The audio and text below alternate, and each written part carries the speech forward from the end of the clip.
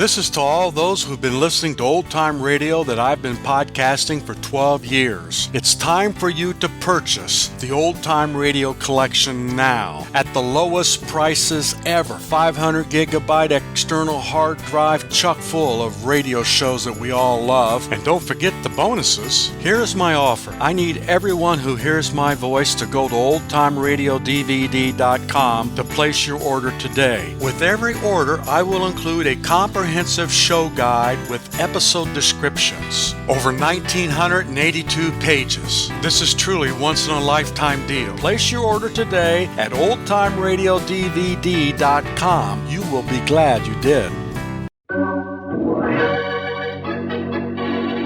I'm the Comic Weekly Man, the jolly Comic Weekly Man, and I'm here to read the funnies to you happy boys and honeys. Yes, boys and girls, it's Comic Weekly time. And here I come right into your house to bring a little fun and happiness. Right out of the pages of Puck the Comic Weekly, straight into your living room. Your friend, the Comic Weekly Man. The jolly Comic Weekly Man. Hello! Hello, hello. Hello, hello, hello. Well, little Miss Honey, how are you today? I feel fine. How are you? I am fine, too. You know, I saw the funniest thing a little while ago. I saw a man standing on the street corner with a piece of bread and butter in his mouth, waiting for the traffic jam. Huh? Oh, that's funny. Imagine a man with bread and butter in his mouth waiting for the traffic jam. That's very funny. I didn't think it was that funny, but I'm glad that you think so. Now read me something else that's funny as the funnies. All right, I will. But first, here's that nice man with something interesting to say.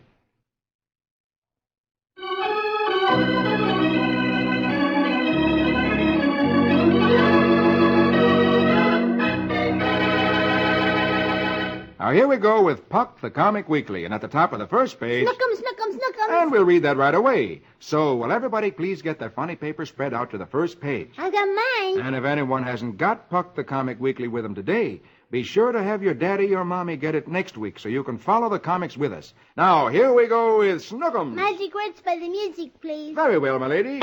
Diddly-da, diddly-do, wickamackam-ookums. Let's have a little tune for little Snnokums.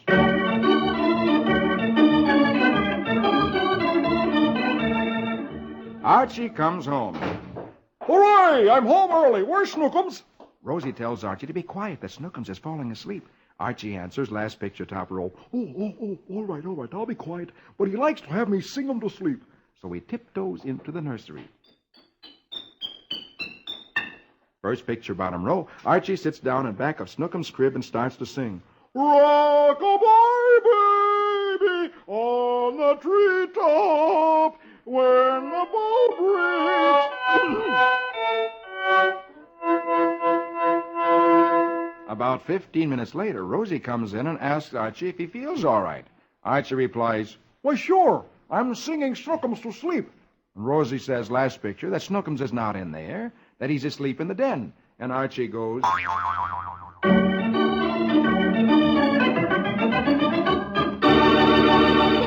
Oh, look at that funny look on Archie's face.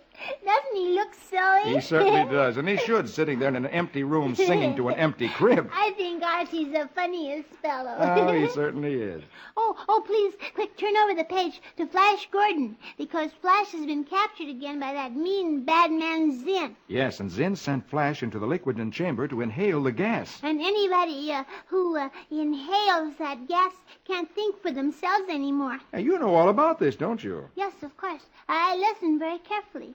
But Flash didn't really breathe the gas because Ruby gave him a little kind of thingamajig to put in his nose. Yes, a filter that Yes. let him breathe the air without breathing the smoke. And now he's pretending to be, be like the men who really breathe the gas. So let's read. Let's see if Flash really fools Zinn. Very well, here we go with Flash Gordon. Riga-riga-doon-doons, ask-a-matash. Let's have music for Heroic Flash.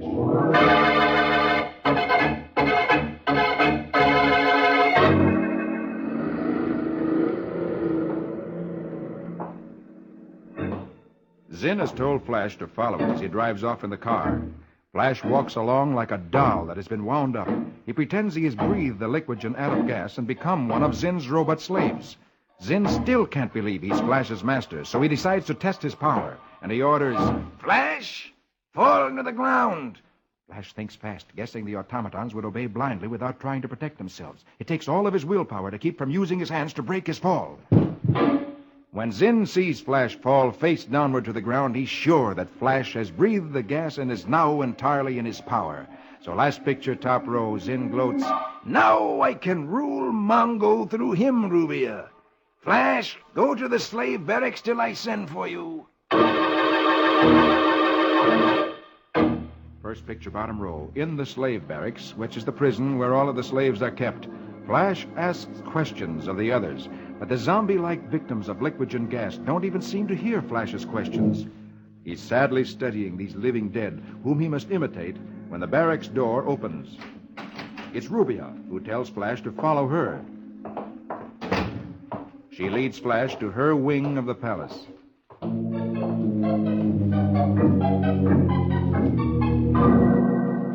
When they are safely away from anyone that could spy on them, Rubia tells Flash that he can relax now, that they are alone.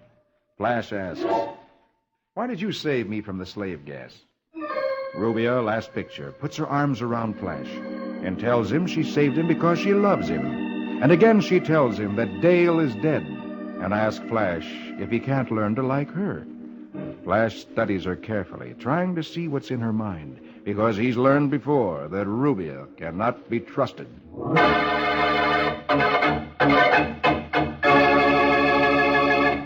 I'm glad that Rubia saved Flash, but even so, I don't like her, because she told Flash that Dale is dead, and Dale is not dead. No, she's not. Rubia's trying to break up Dale and Flash. Well, I hope Flash learns that Dale is alive and just fixes that Zinn and Rubia and everybody else good. Well, we'll see what's going to happen next week. Okay. Now, let's go across the page to Dick's Adventures. Because exciting things are happening. Dick is with Paul Revere in the early days of America. And the British have sent ships to America carrying tea that is very highly taxed, and they're trying to force the Americans to buy the tea. And the Americans don't want to. And so Paul Revere and Dick have a mysterious plan. And I'm anxious to see what's going to happen. Well, maybe we'll find out today. So here we go with Dick's Adventures. Say the magic words with me.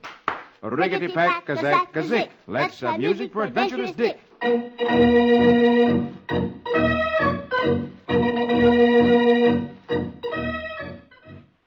3 tall-masted ships laden with bales of British tea await unloading at Griffin's War Wharf in Old Boston. The month is December, the year 1773, and the tea is taxed without Yankee consent. So Dick has been invited to join a strange tea party. As Dick and Paul Revere join the party of men dressed like Indians, last picture, top row, Dick is told, Give the password. Dick replies, "Saltwater tea." Chief Paul Revere is in charge.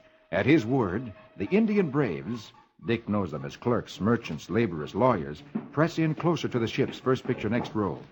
A squad of red-coat soldiers is on guard. The men stop, and there are low, whispered instructions. Paul tells Dick, "Now easy, Dick. We want no fighting. Just dump the tea overboard." Dick asks, "Only the tea, Mr. Revere? Not the redcoats?" Paul replies, last picture, middle row, "Absolutely not the redcoats. Unless in the dark you should happen to mistake them for bales of tea. I might make that same mistake myself, lad." At the thought that he can push redcoat soldiers overboard, Dick answers with a grin, "Oh, I understand, sir." And then...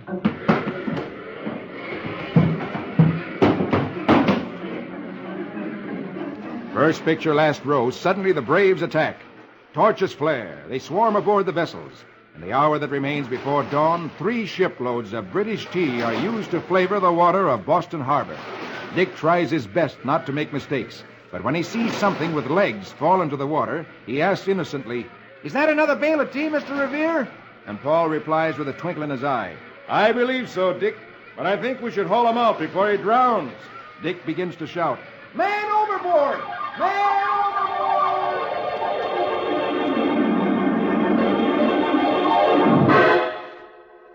Last picture, Dick finds himself in bed. His mother and dad are leaning over him, and his mother tells him that he's been making a lot of noise and asks what's the matter. And Dick replies, "Huh? Oh, I'm sorry, Mom. I was just dreaming about the Boston Tea Party. Gosh, what a party that was.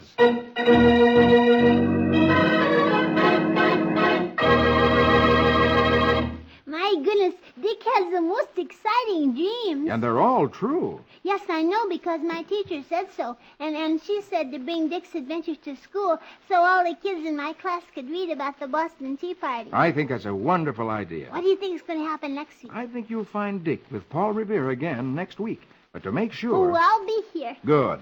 And now look, here's Rusty Riley underneath Dick's adventures. You know, I'm worried about Rusty Riley because that slinky Taffy Allardyce, who's Mr. Miles' nephew, knows that Tex is going to take Big Blaze to the racetrack where he'll be safe. Yes, and now Rusty hears Taffy tell his wife, Goldie, that he'll have to fix Big Blaze tonight. I just hope they don't discover that Rusty has heard them talking. Well, let's read and find out. So here we go with Rusty Riley. Gallop and run till the road is dusty. Give us music for his horse and Rusty.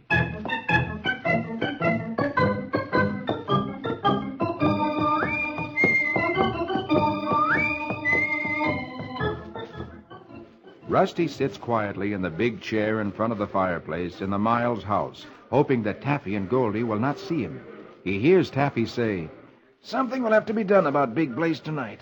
If I don't keep him out of that race, Corky will get rough." Goldie tells him they'd better get back and join the party in the next room. Taffy answers, "Well, I'll have to find some excuse to slip away and phone Corky. He may have a suggestion." So Goldie tells Taffy to go back to the dining room, that she'll be there in a minute. As Taffy goes off, Goldie looks at the hats and coats that belong to the guests who are at the party and says, "I think I saw a man's wallet sticking out of the pocket of one of those coats on the sofa." As she begins to search the pockets, Rusty, who doesn't see this, slips out of the room and down the stairs and says to himself, "Suppose I should have stayed in there with those coats and things, but I gotta see Tex or Mr. Miles and tell them what I heard." As Rusty goes downstairs, Goldie, last picture top row, finds the wallet in one of the coat pockets and exclaims, "Ah, I thought so. This is my chance to fix that insufferable Rusty, and I mean for good." So she takes the wallet, meaning to use it to get Rusty into trouble, then quietly slips from the room.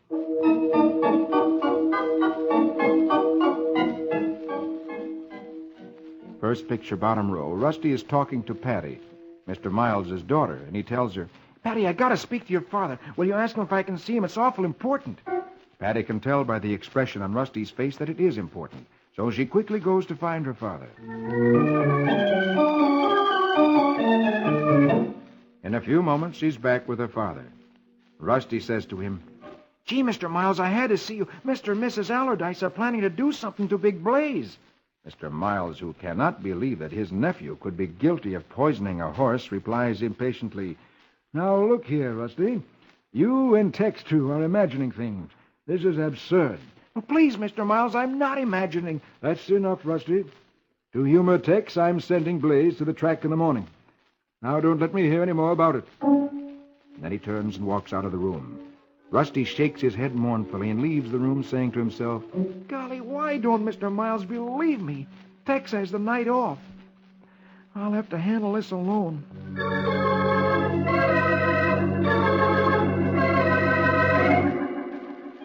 A few minutes later, as Patty is going upstairs, she sees Goldie, last picture, going into Rusty's room and behaving in a very suspicious manner.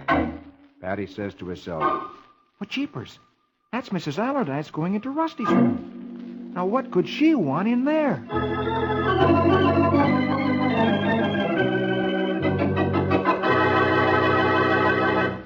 I know what she's going to do in there. She's going to put that wallet in Rusty's room and make it look like Rusty stole it. "How'd you ever guess that?" I just knew it. Girls are smart about these things. "Well, you certainly are, and I think that's exactly what she'll do." I hope Mr. Miles won't believe that Rusty would steal. Well, maybe next week we'll find out whether or not anything serious happens to Oh, Rusty. she's mean. She's bad, bad, bad. Yes, she is. But now, would you like to read Donald Duck? Oh, yes, please read Donald Duck. So let's turn over to page 6. Very well, I will. But first, here's that nice man with something interesting to say.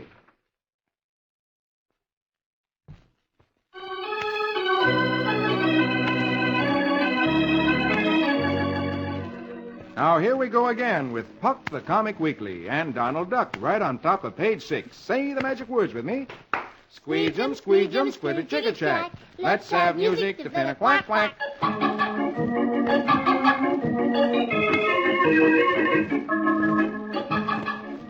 Donald has decided to improve his garden, so he decides that he needs some more good dirt.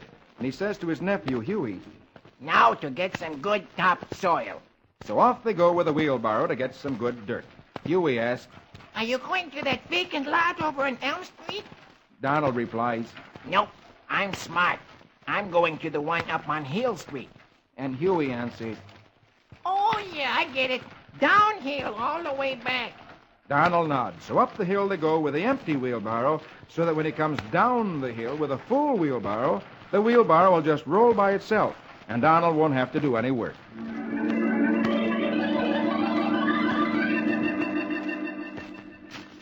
Last picture, top row. Donald has piled the dirt high on the wheelbarrow, and Huey says, My, that's an awful big load. and Donald replies, Why not? I'll have old man Gravity working for me on the return trip. and then he starts down the hill for home. The load is so heavy that the wheelbarrow starts to roll rather fast, and Huey yells, first picture, bottom row. Hey, don't go so fast.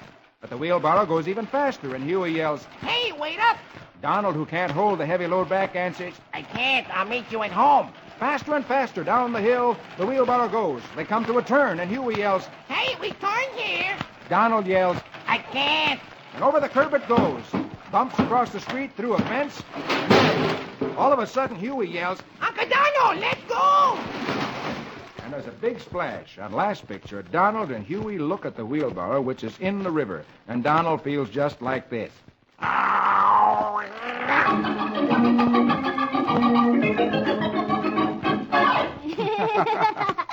Oh, poor Donald.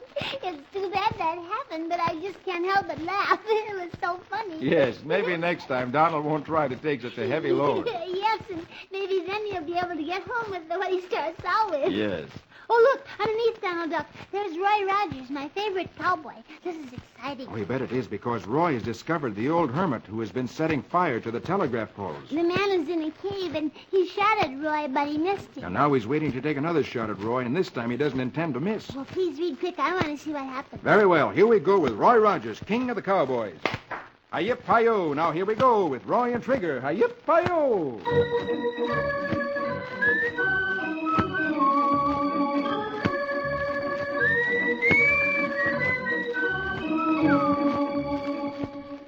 The old hermit watches the rock that Roy ducked behind. But what the hermit doesn't know is that Roy has backtracked and slipped around and come up on the rock above the cave. As Roy gets on the rock above, he hears the hermit mutter, Yeah, come out from behind that rock, you sneaking telegraph spy. I won't miss again. Quick as a flash, Roy flips his rope. And in a second, the hermit finds his arms pinned to his waist. He yells, Hey, what? He looks up to see Roy holding the rope tight. Roy says, Sorry, Pop, but you and that blunderbuss are plumb dangerous. Quickly, Roy scrambles down and has the old hermit tied up so he can do no more harm. Then Roy says cheerfully, You want to tell me how you've been starting these fires in the telegraph line, Pop? The hermit replies, Yeah, you can see for yourself. Look in the cave. Roy goes into the cave. He finds a strange-looking machine covered with a big tarpaulin. That's a piece of canvas. And the hermit says, Don't hurt it, mister. I spent years a-building that. She's almost finished. Roy asks, Almost? Hey, what is it anyway? Last picture, top row. The hermit goes to his old mule Betsy as he answers, I'll show you how it works. I'm right proud of it. Come on, Betsy. He leads Betsy outside. The mule pulls the strange contraption out of the cave. Roy says, All right, that's far enough, Pop. No tricks now. The hermit answers, All right. Just pull the tarp off on her. So Roy pulls off the tarpaulin, which covers the contraption, and underneath finds a piece of glass 10 feet high and 2 feet thick.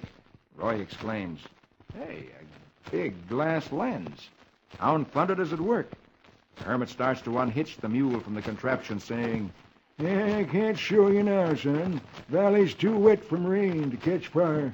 Roy, looking at the glass, says, I'm beginning to get the general idea. Suddenly the hermit exclaims, "Hey, you're free, Betsy. Go get him. Kick him into the middle of next week." The mule runs at Roy, last picture, and Roy hears Brad shout, "Hey, Roy, duck!" Roy looks up to see the hind feet of the mule coming toward his head.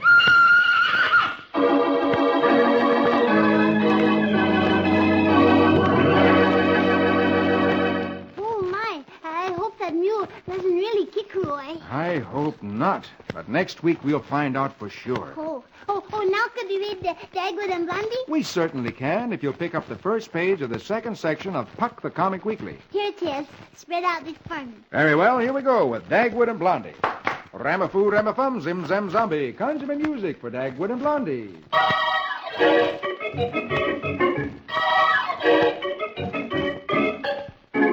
Blondie is crying. Alexander asks Cookie. Hey, why is Mama crying? Cookie tells him it's because Dagwood wouldn't let her buy the plaid coat she saw in Hinkle's window. Cookie looks at her mother and says, Sad, isn't it? and Alexander feels so sad, he says, Hey, let's speak to Pop about it.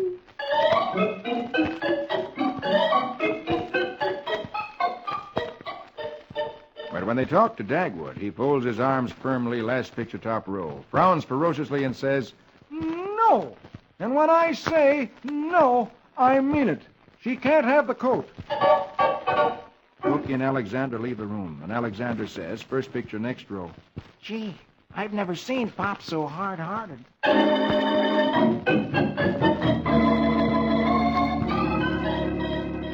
Meanwhile, Dagwood looks out the window. He has a stern expression on his face, and he says to himself proudly, I can be a man of steel when I want to. I can be cruel and cold with a heart of rock when it's necessary.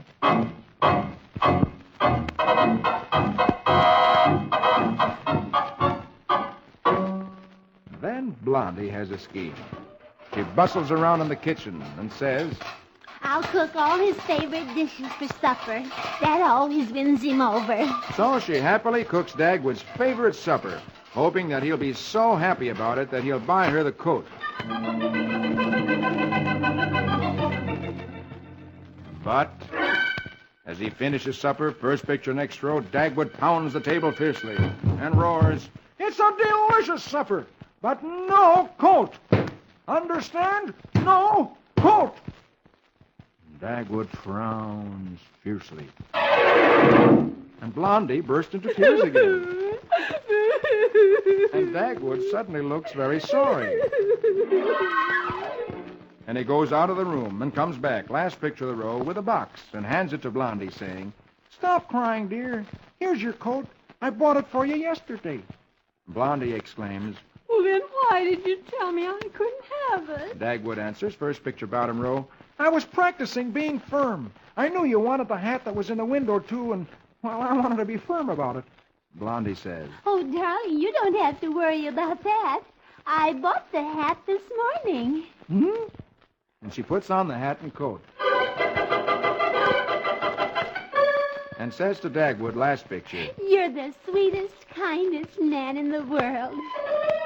Dagwood takes one look at the hat he didn't want her to buy, and then a look at the coat which he had to spend so much money for, and he chews his fingernails and moans, Oh, husbands are a sorry lot.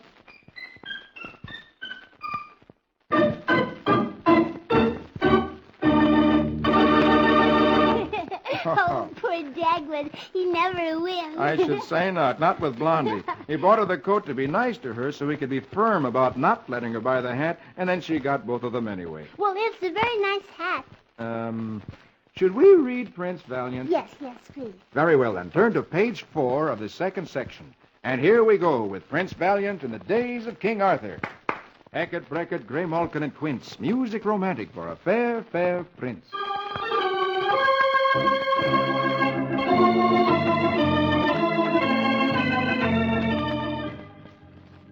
Hap Atlas swore on his father's deathbed that he would take and rule the land of Thule, whose ruler is King Agwar, father of Prince Valiant. But when King Hap Atlas attacked the castle of King Agwar, his well-laid plans come to nothing before a seemingly empty castle that defies capture.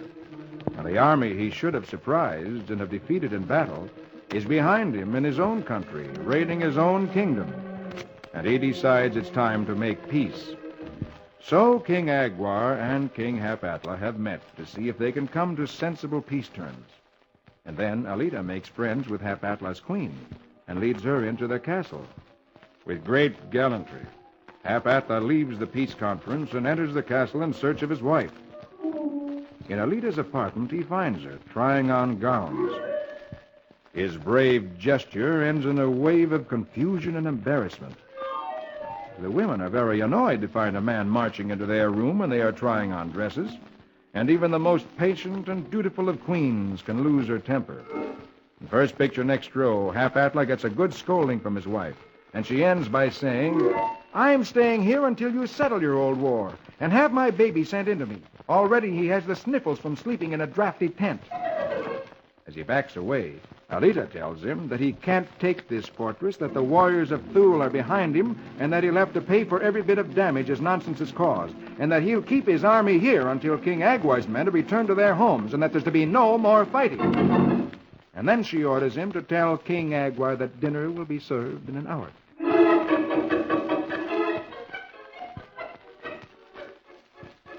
Hap-Atla strode into the castle a warrior king. He comes out like a small boy caught in some mischief. First picture, bottom row. As he drops to his camp stool very sadly, King Agwar smiles, knowing that Hap-Atla must have had a good scolding from Alita. And he says sympathetically, I know just how you feel. She's been running my kingdom ever since she came here. And then he takes him by the arm, last picture, and says, But come, sir. We must not keep dinner waiting. Even kings can get a scolding, as you now know.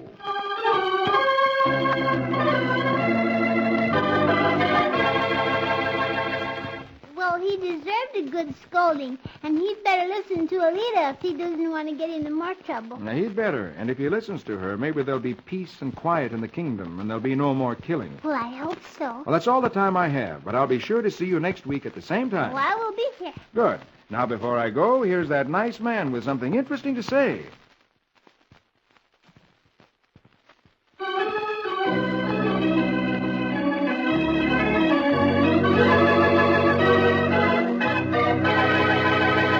Well, honey, and all you boys and girls, I've got to go now. All right, Mr. Comic Weekly Man, but I'll be waiting for you next week. Okay, that's a date, and a date with all you boys and girls. Be sure to meet me with our little friend, Miss Honey, next week when I read Puck the Comic Weekly.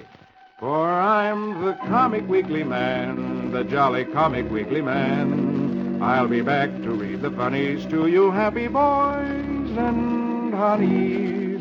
Don't forget, boys and girls, see you all next week.